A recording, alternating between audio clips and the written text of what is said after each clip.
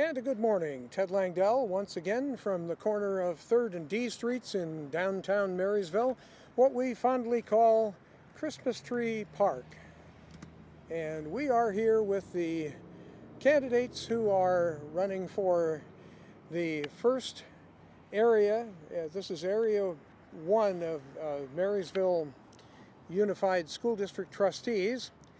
The all trustees areas that we'll make a note here include the Marysville Charter Academy for the Arts, the Abraham Lincoln, South Lyndhurst High School, and North South Lyndhurst High School. There's a name, quite a name for you.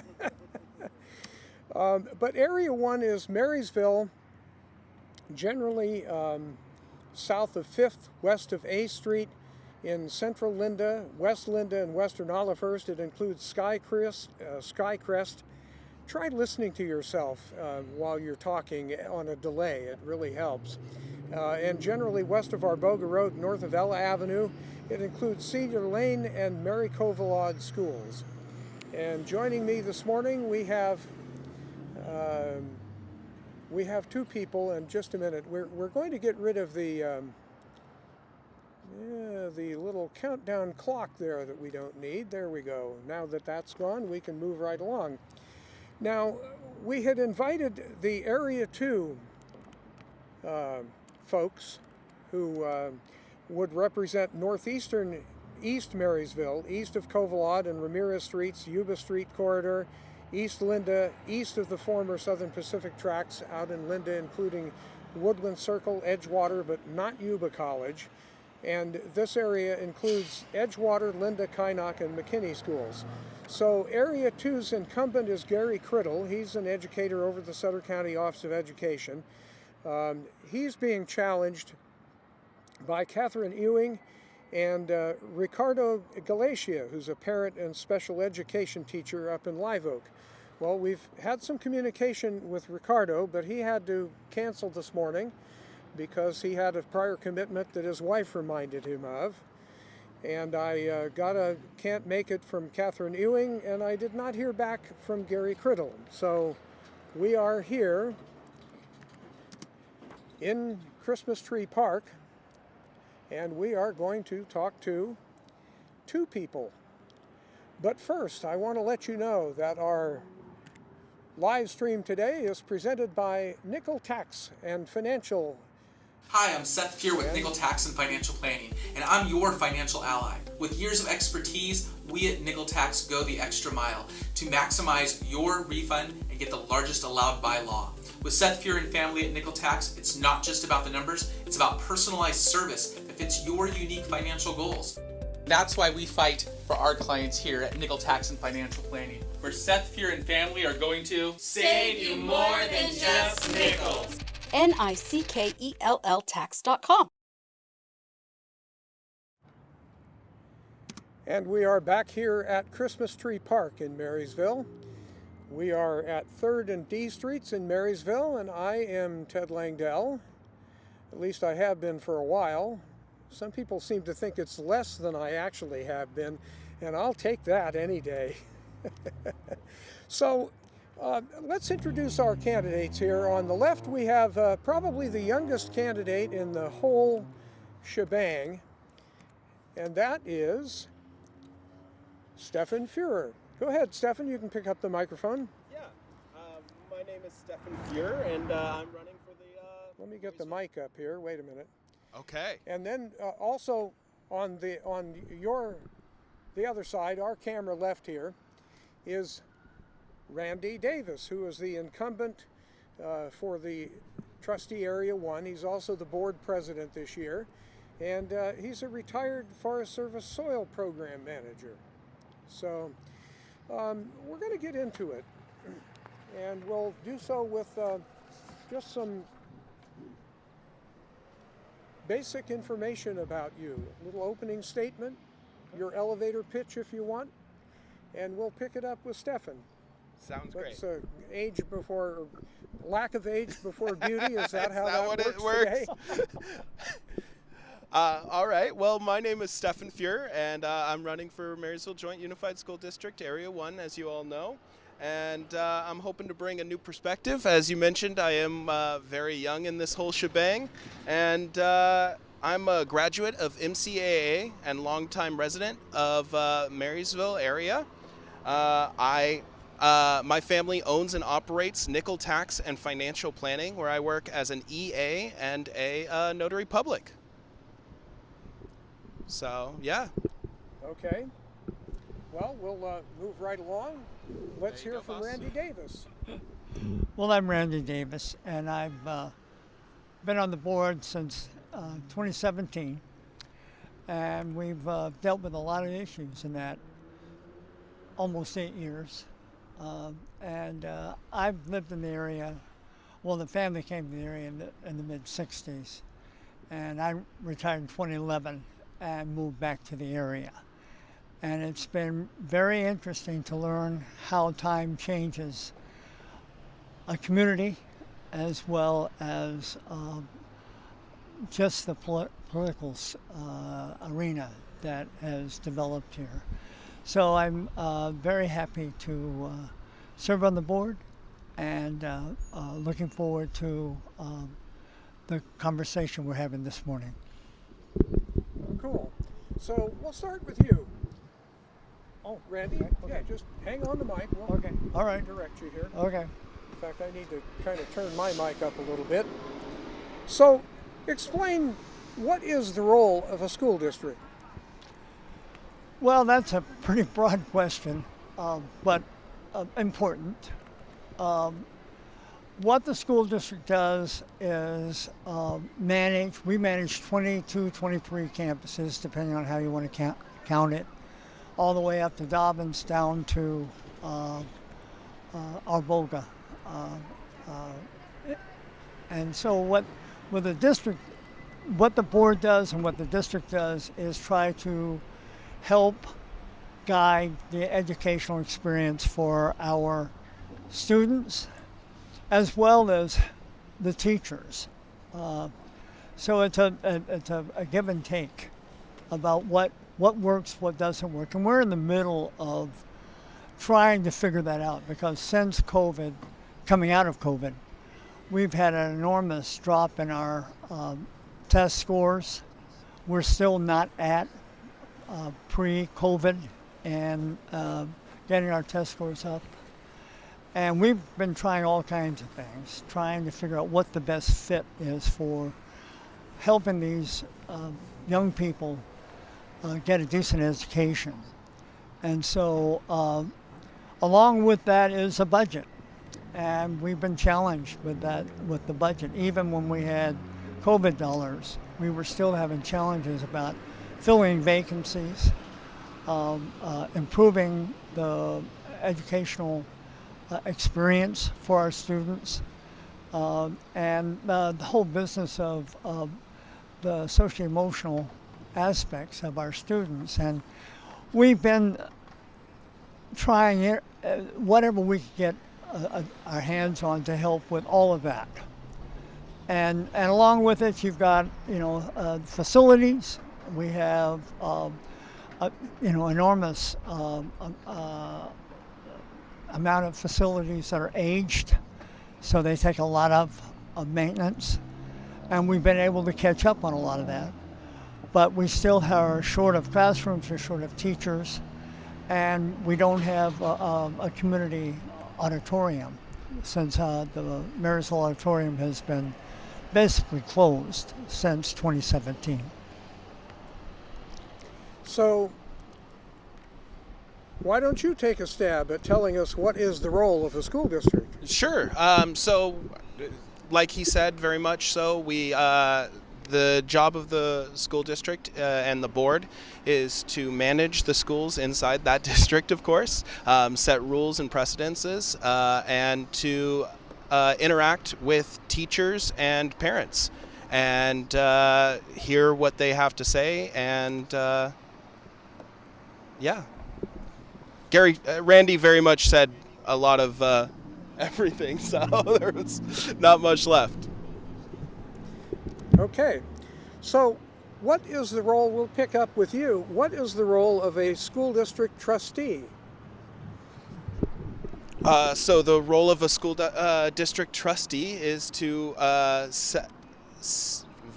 vote with the rest of the board to set up the rules for the school district and to set the budget and to find ways to interact with the community in order to best help educate the children of the community. Why don't you go ahead and answer that? Well, then, what Stephen said is on the mark. The challenges we get into is the business of personnel management and setting curriculum. We do our best to get the most thorough evaluation of new curriculum, and the other one is dealing with the tight budget that the state gives us, and that's become very evident this year because our COVID money has run out, which was sort of a back fill for a lot of our programs where we were able to do a little bit of moving money back and forth, the balance of budget. And now we're at the point of this is the budget. And so we're having to look, this year is especially critical because of the restricted budget we have to deal with. And we do have grants. We've been very, very fortunate to have a number of grants that have brought in millions of dollars to help backfill some of the shortages that we have in other places in the budget.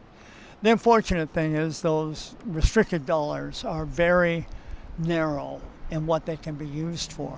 And there's a big accounting apparatus that goes into that. And so right now we're looking at our organization. We're looking at the outcomes from the state test that just came out.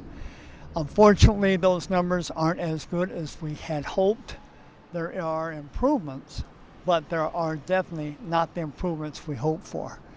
So we're in a big year of evaluation and looking at what's working, what's not working, and looking at the whole business of organizational management.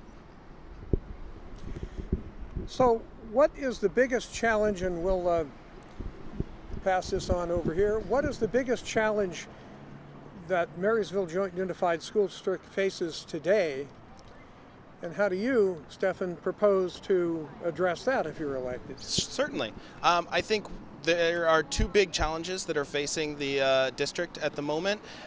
One is the deficit that they are looking towards right now, and there needs to be financial accountability, and we need to get to the point where our finances are in order, and we are not looking at deficits.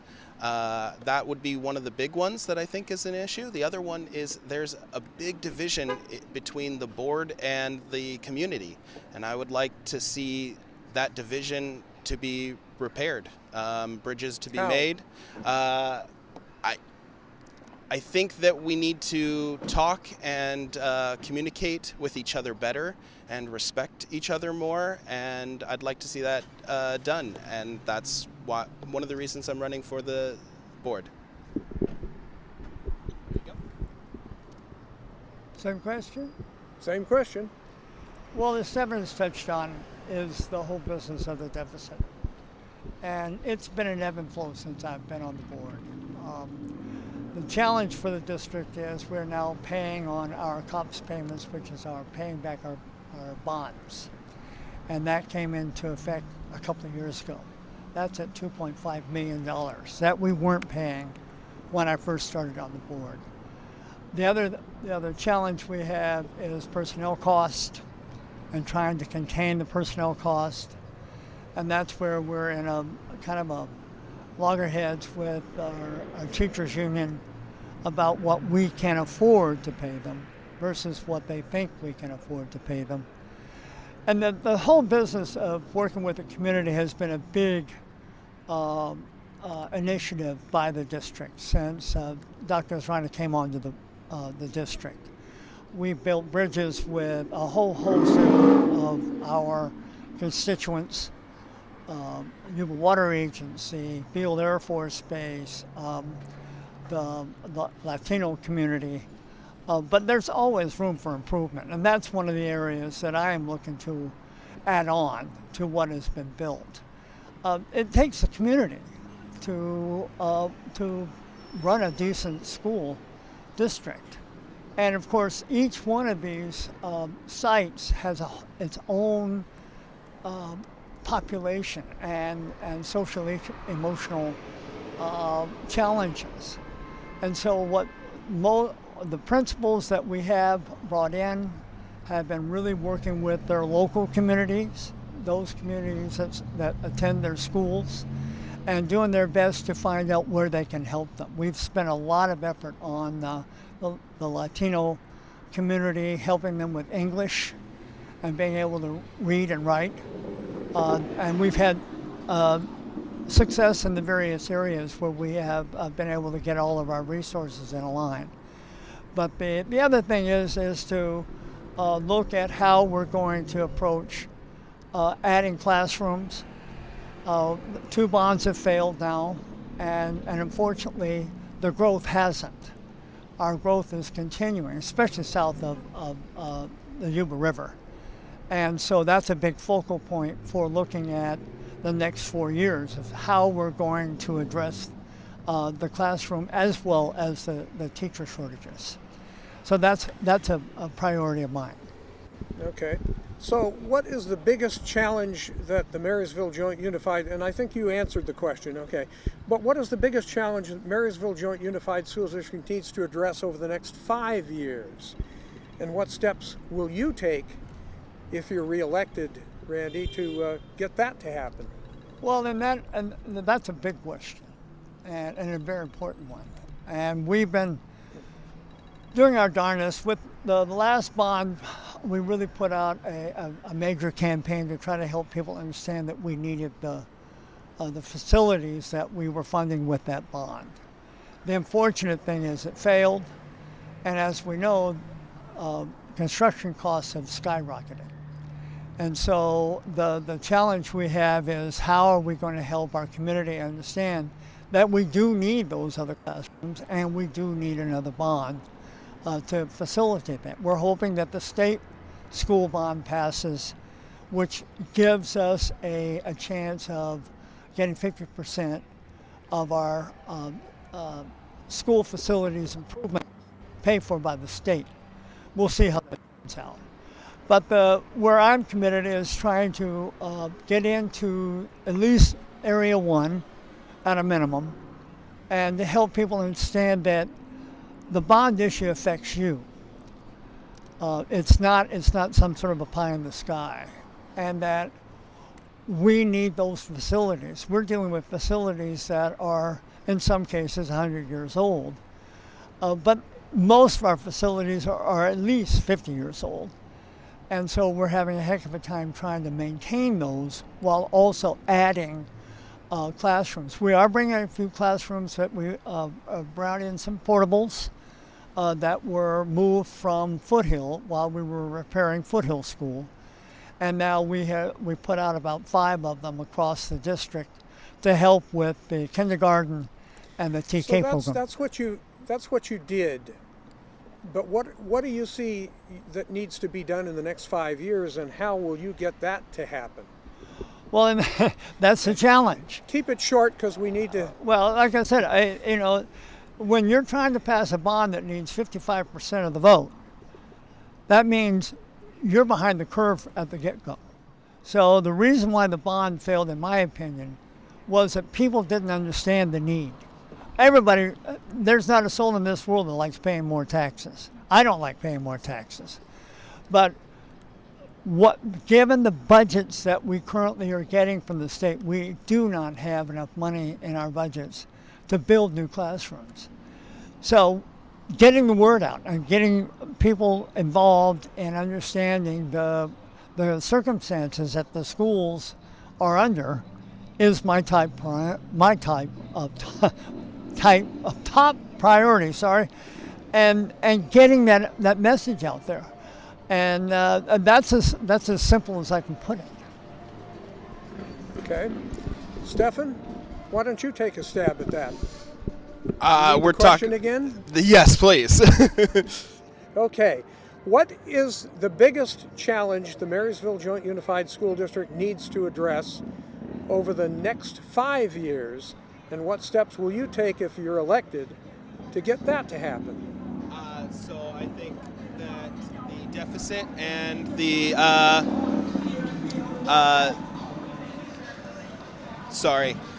the deficit and the division between the community and the board is the two big ones. Like I said before, for the deficit, I would like to see fiscal responsibility. I would like to see grants. I do taxes for a living, so obviously I'd like to see less taxes, always, right? But I would definitely like to see fiscal responsibility for taking care of that budget. And then for the division with the community, I'd like to see us show each other respect and just see if we can't come to terms. You've mentioned the community seeming to be separated or divided. What do you mean by that? So attend a Marysville Joint Unified School District board meeting and you'll see that very much the board and the teachers and the parents all seem to be not getting along as well as I would like them to be, as well as I think that a lot of people would like to be.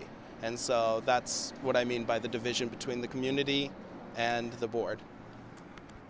What do you mean by getting along?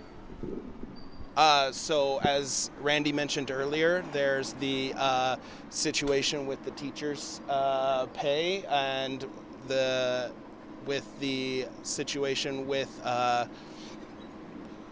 the words. Yes, words, very important. So there's the situation with the teachers' pay, and there's the situation with the parents and the laws that are coming down towards the board and all of that situation. Okay, so what are the top 3 things that you intend to address if you're elected? The deficit, for sure. And how? Then Can you elaborate on that? So I do not have the opportunity yet to see the budget and all of the situations with that, but I would attempt to get some fiscal responsibility and gain some grants from the state to put us so that we are not looking at a deficit in future years, which I think is a big problem going forward. How? How do you deal with that? And that's also a question for Randy, too. Sure, certainly. You reduce spending where you can. You try and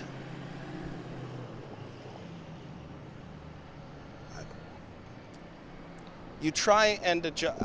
It's accounting, right? And it's about getting money where it needs to go, while also not wasting money on things that it doesn't need to be wasted on. Randy, is there money being wasted in the district? Not that I know of. I hope not. I mean, we go over this budget at least quarterly, and we just had what is the budget? You've got 2 different pots of money, basically. Correct. Unrestricted funds and then the categorical money that has to go to specific things. Correct. We have what's called unrestricted money is basically what the state gives us on an annual basis. It's based on attendance, and that's been a big challenge for us coming out of COVID, where we're working on getting our kids into the classrooms. That sounds kind of silly, but that's a big challenge right now. We have a lot of foster kids. We have a lot of homeless kids that attend our schools. And so we have to go basically into the orchards in some places to get those kids to get on a bus and get into a classroom. So one of the strategies of bringing in more money is what we have is a 180-day pledge, which what we have found is that's a minimum for kids to learn on a incremental basis. you can't force feed education to children. They have to be led into that. And we have spent an enormous amount of time with grant money, which is what Stephen mentioned. We have at least $3 to $4 million in grant money that's over a time frame. It's not all at once. There's usually 2, 3, and 4 year on those grant monies. Some of them are renewal if you qualify. And so the budget deficit is very complicated because with the most of our unrestricted money goes to salary. It's over 80%. And so that doesn't leave you a whole lot of wiggle room to do a lot of extras. With the grant money, that usually comes with programs, educational programs, curriculum, training for teachers, new elements in the classroom. One of the ones is C-STEM, which is a computer-based robotics, math program we have brought into the classroom. It's really helped with our math teaching, helping kids learn while they play. And but the bottom line is trying to get as many kids into the classroom as possible. We just had to release 250 kids because they don't have all the inoculations, all the shots they need, the vaccinations. And so that's an area we're going to focus on to how do we alleviate that? We don't want a bunch of sick kids in the room. And we have enough challenges of getting those kids in the classroom. So the challenges are knowing what your budget is and dealing with the cost. And one of our biggest challenges is with the teachers union, who know the numbers. They know exactly what our numbers are, but they're still pushing for a higher increment than we can afford. And we're at loggerheads with that. And well, the teachers union, let's address that. The district and the teachers have been at loggerheads for a number of years. Correct. For a number of issues, particularly the lack of a contract. Right. For the 2022-2023 school year, Correct. 23-24, and there's no contract for the year that's happening now. Right. So how do you propose to get those issues resolved and keep things like this from continuing to happen? Well, and it goes back to funding. And that's been a big issue. I mean, when the state funding comes in low, that means there's less to work with. And the teachers union knows this. This is not a big surprise. Our teachers are some of the best paid teachers in the area, and we do our darndest to keep it that way because we want to keep good teachers. But we have a union leadership that is very aggressive, and they don't like to hear, no, we can't afford that. And so we're in the middle of trying to resolve that. And they know this year, the COLA, as it's called, is only 1 point something, which is ridiculous, because we know the COLA should be at least 2 to 3. But that's what the state has given us. And so we can't do much with that. But we're trying our darndest with the grant money that, again, is highly restrictive to move as many teachers as we can into that to save on the unrestricted funds. Okay. So, Stefan, why don't you take a stab at that? And I'll repeat the question. The district and its teachers have been at loggerheads for a number of years over the issues of salary and other working conditions. Other circumstances where new types of education, the middle college, among other things, have come up in district meetings. What do you propose to do to get these issues that have been coming up resolved and keep things like this from continuing to happen? So I think that a big solution for a lot of problems is communication. Just like in any relationship, you need to communicate openly and constantly. And it doesn't seem like communication has been open and constant between the board and the union. And so I think that communication would be the key to that and would be the solution. So, do you have any specifics about how you would go about doing that? Things that maybe haven't been happening? I'm not certain at the moment, but I would probably, one of the first things I would do would be get an open line of communication between the leader of the union and myself, if I were on the board, and keep communication open and keep talking about what it is that they want and what it is that can happen. Okay. So, there is no permanent superintendent, and you're dealing with another interim superintendent. How can the selection of a new superintendent help or hinder resolving some of those issues? And they have been revolving. Well, I'll try to answer that. The interim superintendent that we've brought on is very well experienced in running school districts. She's ran a number of them. What we have asked her to do is the very thing that Stefan's talking about, is taking an assessment of what's going on. And communication is a piece of it, but it's not the whole thing. What we're trying to find out is what's working, what's not working. And one of the big ones is MUTA, is the teachers union, and trying to figure out what's at the bottom of their resistance to our communication, because they've had plenty of communication. I can't tell you how many meetings we've had with them talking about budget, talking about the constraints that we're under, and they don't like the answers that we've given them.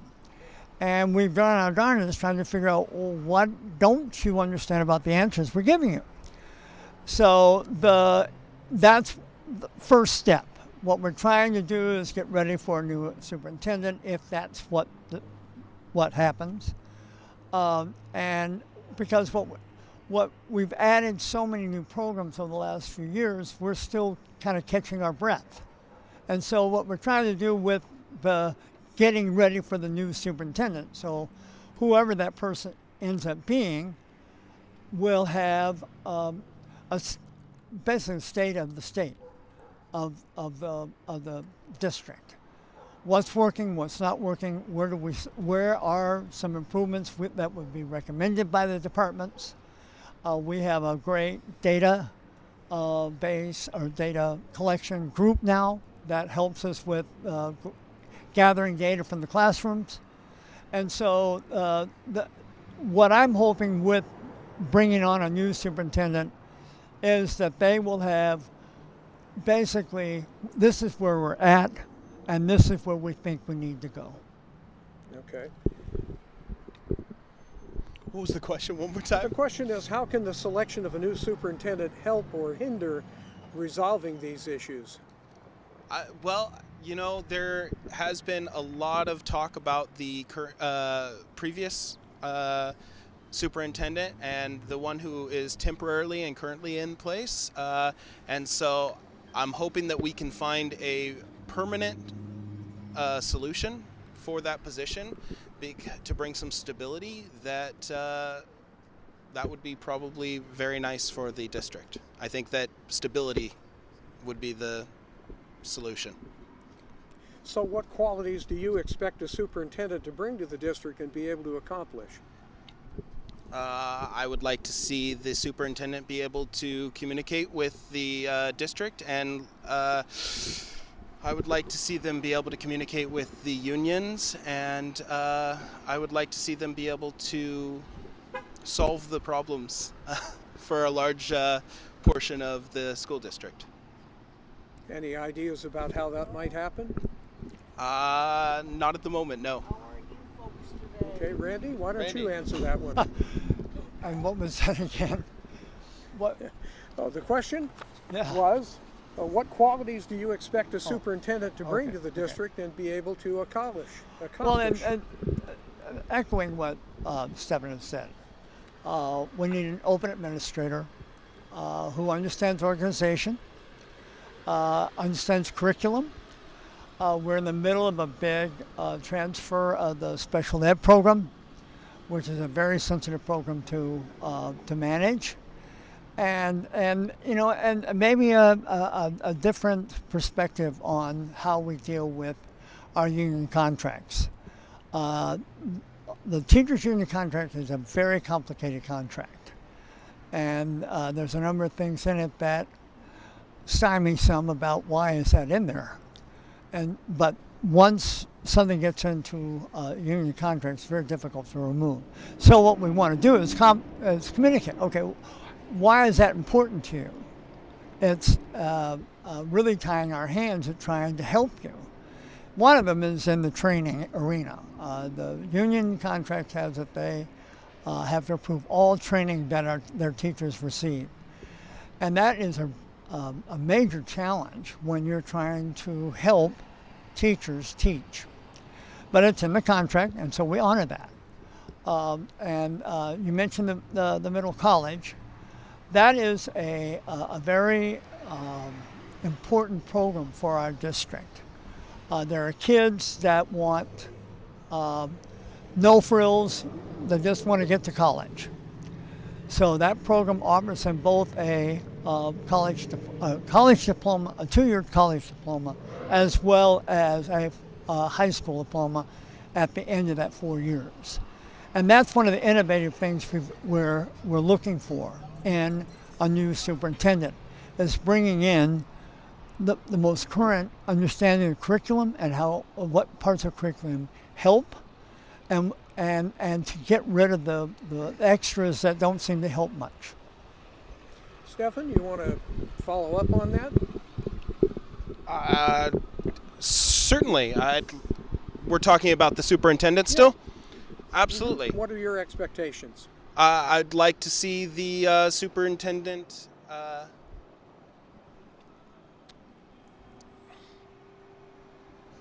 be able to... Sorry, we answered it a little bit earlier, Bert. Yeah. Yeah. What qualities would he or she bring to the table? Certainly. Respect, I think, for each other. Being able to respect the unions and the teachers and the parents, I think, would be a big quality that I'd like to see the superintendent be able to show. Should the new superintendent be from inside the district? I think that would be absolutely important, yeah. That way they have a connection to the community. Absolutely. Okay. Randy? Well, we've done that. And the longest serving superintendent since I've been on the board was Kay Todd. She was here for 14 years. The unfortunate thing we saw during her tenure was the test scores were not improving. And so after her was Gary Sina, and unfortunately he hit the COVID flat on his face, and it was miserable when we were having to do remote learning and all the problems we had with trying to get the internet to work for us. When we selected Dr. Asrani, her pedigree was unbelievable. She dealt with unions, she had dealt with budgets, she had dealt with personnel, she dealt with curriculum. And that, even though we had local candidates in that group of folks that were putting in for the superintendent, they didn't meet what we were looking for. We have always been open to having a local bunch of people put in for the superintendent. That's never been a criteria we overlooked. But we, at least, while I've been on the board, have been looking at a good leader. And that's what we saw in Dr. Asrani. And I think we got a good one. And we had a lot of good communication with the community during her tenure. And we intend to continue that. And that'd be one of the criteria that we would be including in looking at a new superintendent, along with the budget, along with the union, along with the business of curriculum. It's not one size fits all.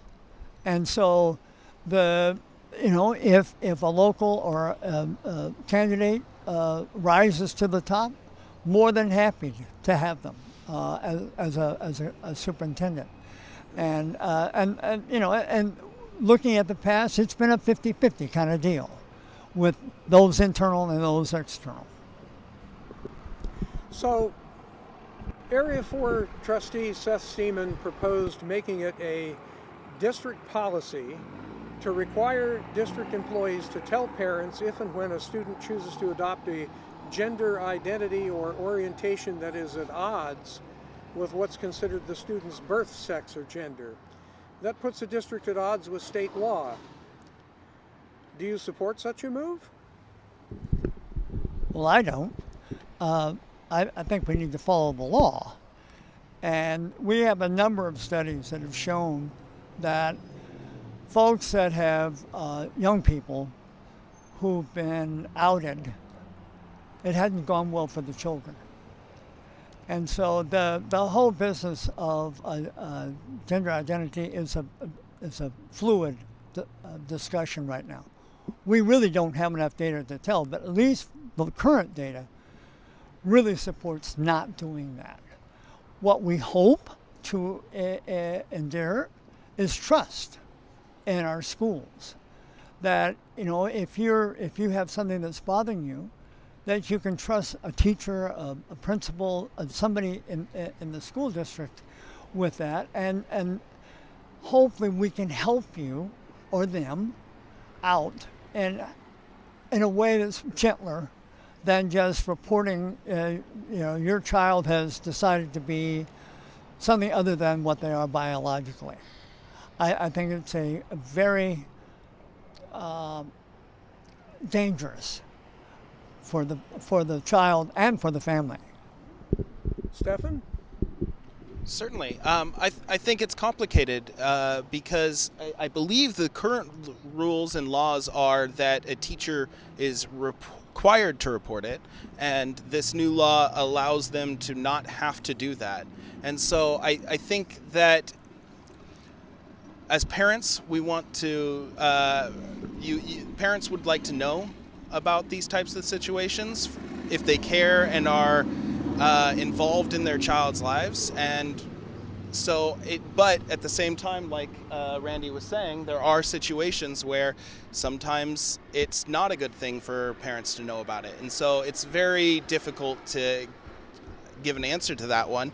And I think that it's a case-by-case situation in which you need to be able to handle that situation. Does district policy as it stands now need to be changed? I'm not certain, to be honest. I think that that would require some more research into that situation. Yeah. So we have a little bit of time here still. Is there something that we haven't asked that you think is important for people to know? Well, that's a very deep question. Most people do not understand how a school district works. They don't understand how the responsibilities of the board, much less the day-to-day operations. And what we have been trying to say, and what Seth Seaman has said a few times from the board, during the board meetings, is being involved with your children. They're going to school. And understanding what's going on with them, their child, because they're changing. they're young adults. And so that's one of the things that's one of the hardest things for the board as well as the district to deal with. And so the business is that we need parent involvement with their children's education. It can't be just go to your room, do your thing, and if you want to come out, watch some TV. It's got to be, what are you learning? How are you doing? How are you feeling? And part of that is just good children's love from the home, and knowing your child and understanding if you see a change or something that you've detected before anybody else does. And that's one of our challenges with this whole parents' rights business, is that when we come across a situation that is very personal, very private for a child, we work with them to see what's the best option for you. And unfortunately, for a lot of their parents, they don't know. They don't know what's going on with their children.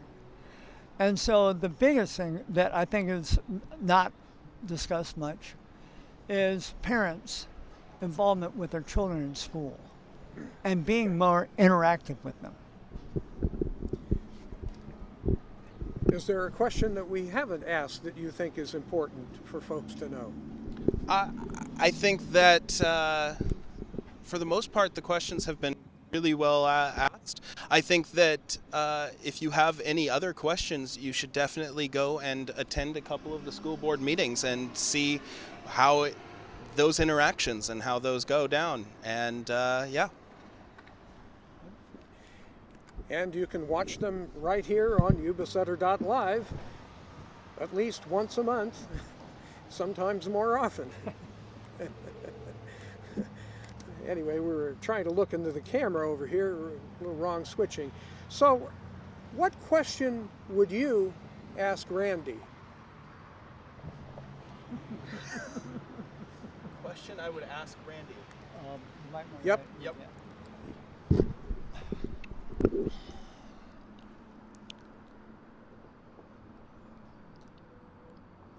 I guess my question would be about the superintendent. And so we had Falaz Rani, and then Falaz Rani went on medical leave, and we have a new one that's going, that is taking over. And I know that there's a lot of there was some questions at the last board meeting about how you are paying her and those types of things, and with the conversation considering the budget. And so I'm curious what your thoughts are on that. Well, Dr. Asrani's on medical leave, and because of that, we can't say a whole lot other than we just hope she's getting better. And yes, it is a budget crunch, and I'm just praying that we can figure this out. The interim superintendent is temporary, and she has about 66 days that she can work because of the cap that's put on retirees. And like I said, my hope is, as I've said before, is that we get a decent assessment about where the district is while we have a time between superintendents. And it's a dicey period. I mean, this was sudden, and none of us anticipated this. And so we're taking it day by day. And that's the best I can give you for now. So what question would you ask Stefan? Well, the biggest one is, what do you bring to the table? Sure. We all have an interest in what's going on with our school district. And I'd just be interested to hear what do you think you bring to the table to help the district move further? So, a fresh perspective. We talked about my age, and I am very. High school wasn't that far away for me, and so I bring that. And then also, I've been doing taxes for the last 12 years, and so very much fiscal responsibility is what I would be bringing to the table. Okay. So, in summing up why you're running, or any thoughts about what we've talked about, or maybe what we haven't talked about? Certainly. So, summing up, what I'd like to see changed is fiscal responsibility, respect, and reparations to the division between the community and the board.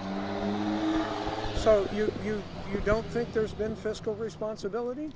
I think that we are at a deficit again, and so that doesn't sound like we have fiscal responsibility if we're in a deficit. If we are going to continue being in a deficit, which is what it looks like from what I've seen at the meetings, and so that doesn't sound like fiscal responsibility. Randy? Well, then all I can say is that my goal for returning to the board is to basically finish up what we've started. We've got a lot of initiatives that were put in this last 4 years. I'd really like to see a decent evaluation about our curriculum and to see where we can help in the classroom to help our students to learn more of what's being taught. Secondly, this fiscal responsibility, we're fiscally responsible. The challenge we have is we have added costs and the state budgets are not covering it. That's where it's a shortfall. And we're working this year specifically because it has become more obvious that we have to do some cutting and some reorganization to get this budget back into balance. That's going to take a lot of discovery as well as prudent thought about where's areas we can cut back on that won't affect our students' education. But the other area is this, what we mentioned before, is this the classrooms, the teachers, and our performing arts. We've got a great group of folks that really are missing that auditorium. They're having to do a whole bunch of bootstrapping done just to do some decent performances. And we've been very fortunate with the Yuba-Sutter arts folks to help us out with that. So that, and Steven's mentioned the communication. I have not sensed that we have a big challenge with the community. What I do see is a lack of understanding of what's going on in the school district. And that's where the communication really needs to be hit hard. And we've had all kinds of meetings across the district. We've had all kinds of video types of interaction. But what I'm sensing, it isn't working as well as we would like. And so I'm really hoping that we can evaluate what we've done in the past and see what we need to do to upgrade that to where we are getting better communication. We are getting more interaction with the members of the community that we haven't had so far. Is this communication issue you're talking about with parents in particular, but other people within the district, maybe voters that would vote yes or no on bond issues, for example, is that more a case in your mind of that people are just so busy doing things that they do not have time to spare and understand that sort of thing? And both of you can jump into that one. The big one that at least from what we saw in the bond issue, is that south of the Yuba River is dominated by commuting folks. They commute to Sacramento, Roseville, Lincoln, and they bedroom community. They sleep here, and their kids go to school here. So there's a big disconnect about, what's going on with the school district and your child. And so I really see that what we need to do is reach into that bedroom community that we're seeing booming south of the river and get more interaction with them. And I know the schools are doing more with the parents, but we need to do even more. And it's really a tug of war about where your time is invested. And that's on the parent side as well as with the schools side. And it's also, I think, some of the kids. Well, and it's all the above. I mean, it's a different environment than we had 10 years ago. We're much more on the internet. We're much more on cell phones, and breaking that and taking some time outs from your electronic arena and just dealing with your personal arena. And it is time. And you can say you don't have time or you don't make time. So, have you both been walking in the community? And I'm curious to know what you hear when you talk to people. What do they tell you? And Stefan, why don't you pick that up first? So I have not been walking in the community. I have been attending the board meetings, and I have been paying attention to what's been going on in those, and the things that I'm hearing is very much the parents are worried about the teachers not communicating the situations. The teachers union is worried about their pay, very much so, and so those are the types of things that I've been hearing. Well, I've been on most of the campuses across the district, and I did walk quite a bit for the bond issue. It's not everyday conversation when you want to talk to a parent about their child. That's a sensitive. But we all know that the economic stress that everybody has felt since the COVID has affected a lot of people, and we certainly see it in our foster kids and our homeless kids, and the children that can't speak English, which is it may only be 10% of the community, let's say, but it's an enormous challenge in the classroom. And so just helping the parents to be able to communicate with their kids what's going on in the classroom is challenging from the get-go. But you add language and you just double it.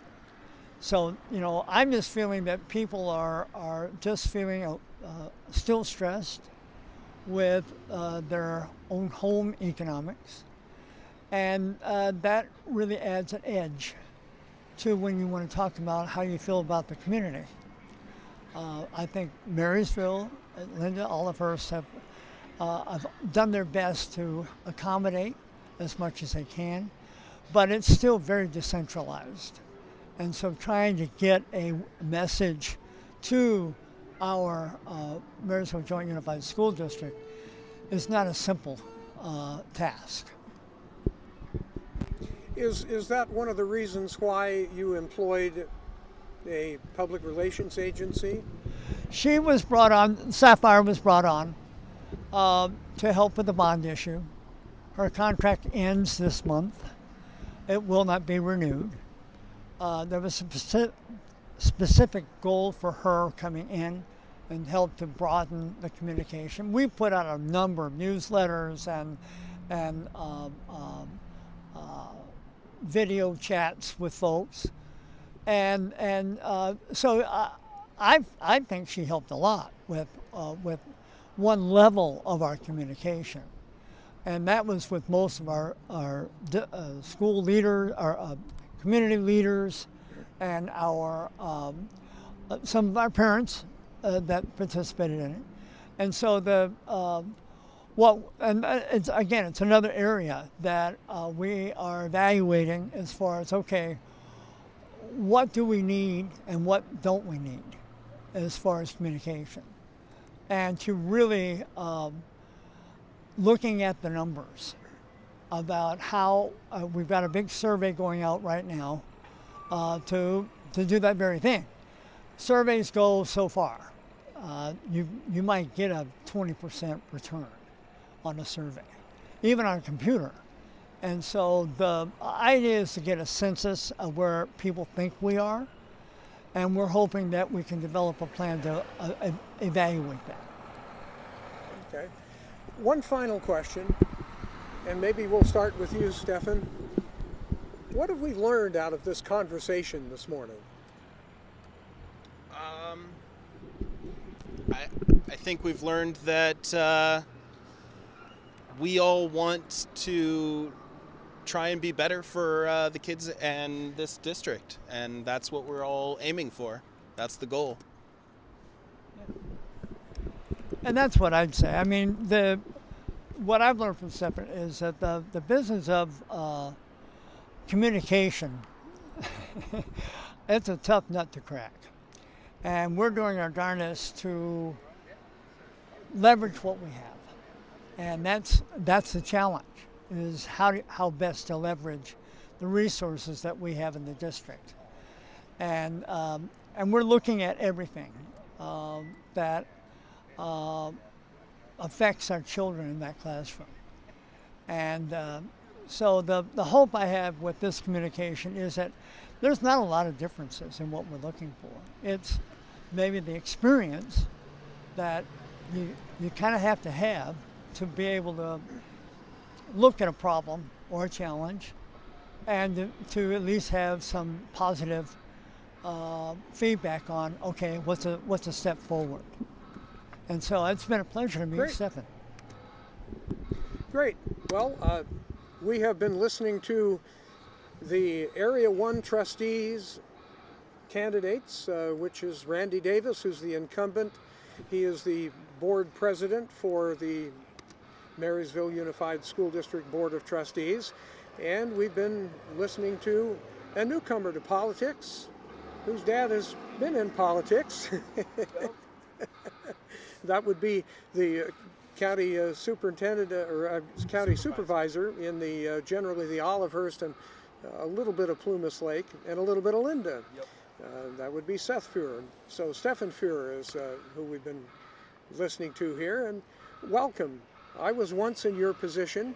Yes. I was in high school and ran for school board when I was a senior, just as the 18-year-olds got the right to vote.